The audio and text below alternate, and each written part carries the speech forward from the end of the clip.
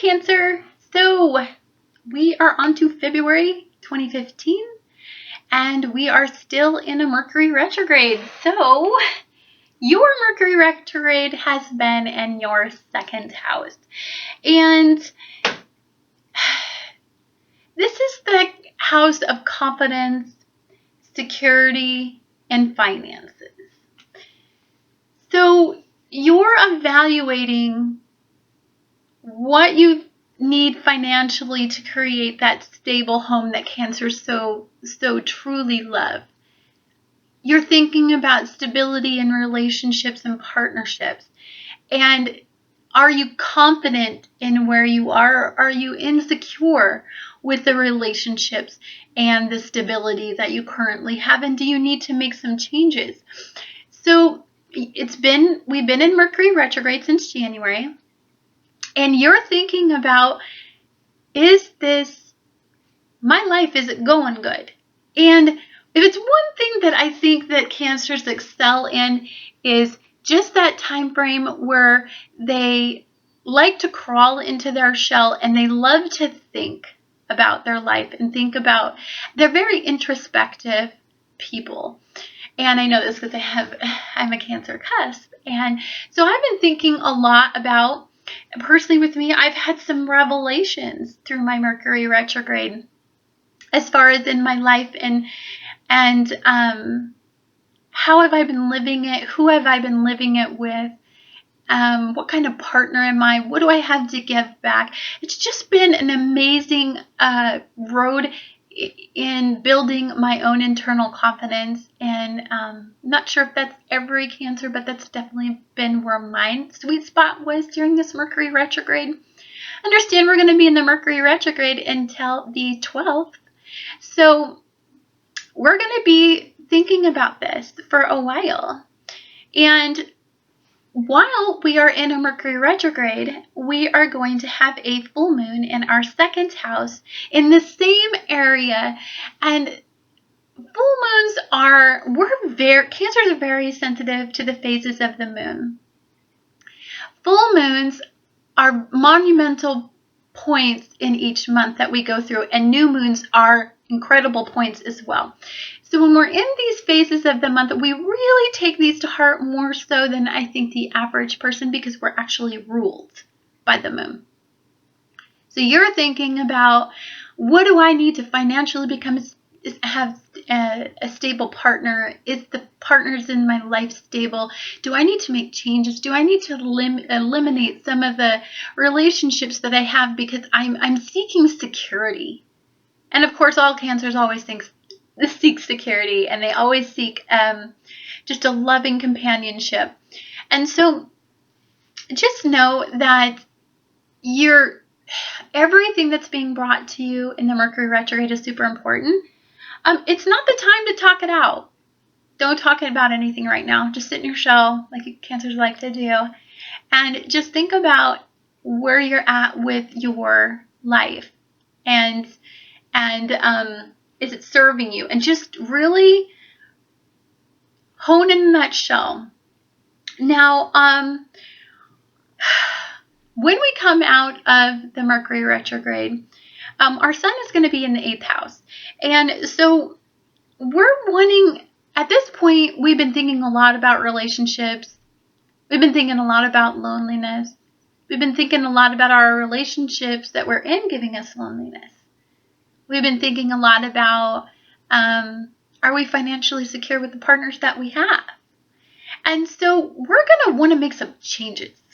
And so on the 11th, after it's 12, and they usually give it a couple days after the 12th, we're going to be exploring our 8th house, and it's going to make us think about intimacy.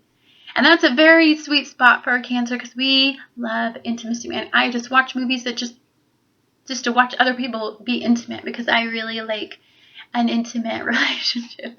And if I don't have one, I just go into a fantasy world and create one myself. So I have been thinking a lot about intimacy, and it's a time to start making an intimate relationship happen for you.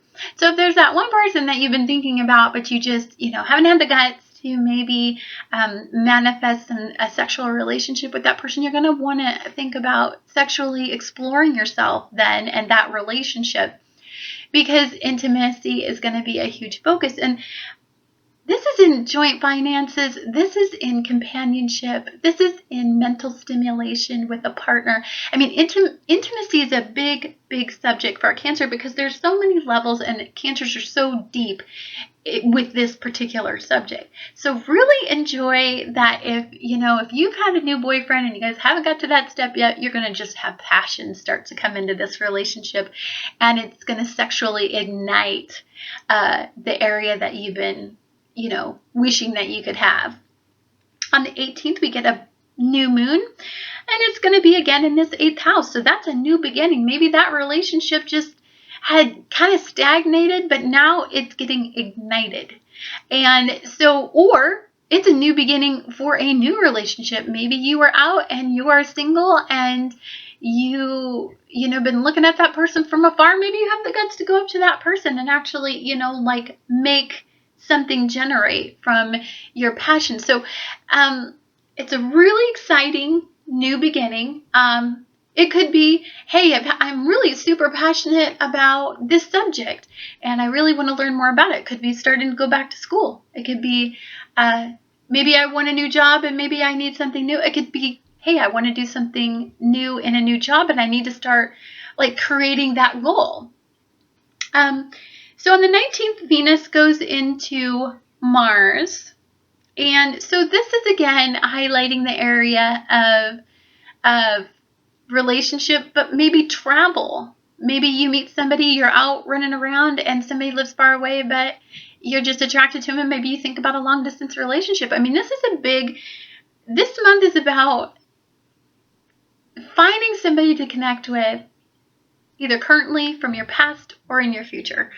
So it could be something that you just meet somebody and you've been traveling and you just meet the one, but then you don't live near each other, so you may have to have a long distance relationship. So then we go to the 22nd or 21st and 22nd, and Venus, Mars are going to be in Aries. So whenever you get these two in, Aries is an action planet. It's just, let's just do it. It's all about self. It's all about just moving forward with one's needs and getting gratification. And with Venus and Mars in there, this is going to be a very intense time. So and this is going to be in your 10th house. And your 10th house is just how you are in the world, who you are in the world, ascending where you're going in the world.